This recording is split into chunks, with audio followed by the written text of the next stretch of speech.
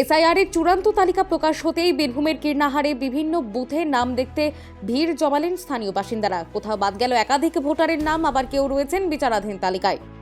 শনিবার দুপুরে এসআইআর এর চূড়ান্ত তালিকা প্রকাশ হওয়ার পরেই কীর্ণাহার 1 নম্বর গ্রাম পঞ্চায়েত এলাকায় বিএলওরা সংশ্লিষ্ট পঞ্চায়েত অফিস থেকে তালিকা সংগ্রহ করেন। পরে বিভিন্ন বুথে গিয়ে সাধারণ মানুষের নাম যাচাইয়ের কাজ শুরু হয়। খবর ছড়িয়ে পড়তেই এলাকাবাসীরা নিজেদের নাম তালিকায় রয়েছে কিনা তা দেখতে বুথে ভিড় জমান। জানা যায়, একাধিক বুথে বিভিন্ন কারণে কয়েকজন ভোটারের নাম বাদ পড়েছে, অনেকের নাম রয়েছে বিচারাধীন তালিকায়। হ্যাঁ, আমরা তালিকা দেখলাম, আমার ফ্যামিলি সকলেরই নাম এসেছে। আমাদের যিনি বিএলও ছিলেন উনি খুবই ভালো, প্রত্যেকটা বাড়ি বাড়ি গিয়ে সার্ভে করেছে এবং আমাদের ওয়ার্ডে বাদ যায় না বললেই হবে। তবে 4টে ডিলিট আছে, জানি না এটা কারণটা কি ব্যাপার, ওটাও ঠিক হয়ে যাবে। মানে কোনো কি চিন্তিত রয়েছেন?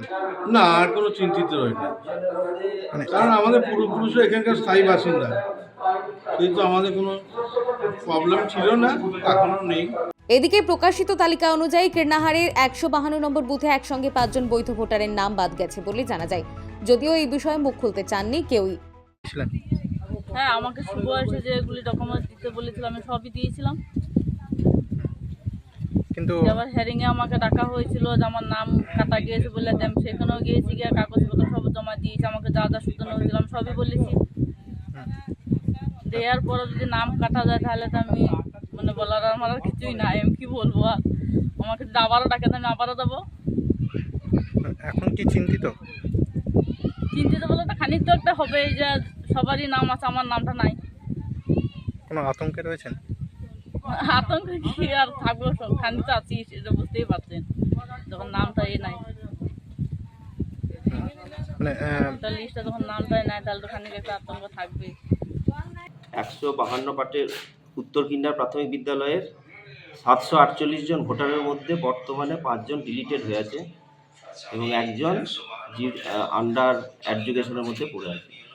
5 জন যে বাদ গেছে তার মধ্যে 4 জন একই ফ্যামিলি, একজন আলাদা। সমস্যা বলতে তাদেরকে হিয়ারিংয়ে ডাকা হয়েছিল এবং তারা হিয়ারিংয়ে উপস্থিত হয়েছিল, তাদের যে সাপোর্টিং ডকুমেন্টস যেগুলো দেখিয়েছিল সেইগুলো হয়তো এই নির্বাচন কমিশনের কাছে হয়তো গ্রহণযোগ্য হয়নি, সেই জন্যই হয়তো বাদ চলে গেছে। এসআইআর এর চূড়ান্ত তালিকা ঘিরে কীর্ণাহারে আপাতত পরিস্থিতি শান্ত থাকলেও নাম বাদ পড়া নিয়ে প্রশ্ন উঠতে শুরু করেছে বিভিন্ন মহলে। বীরভূম কীর্ণাহার থেকে অনুকূল গড়াইয়ের রিপোর্ট, বঙ্গলেখনী।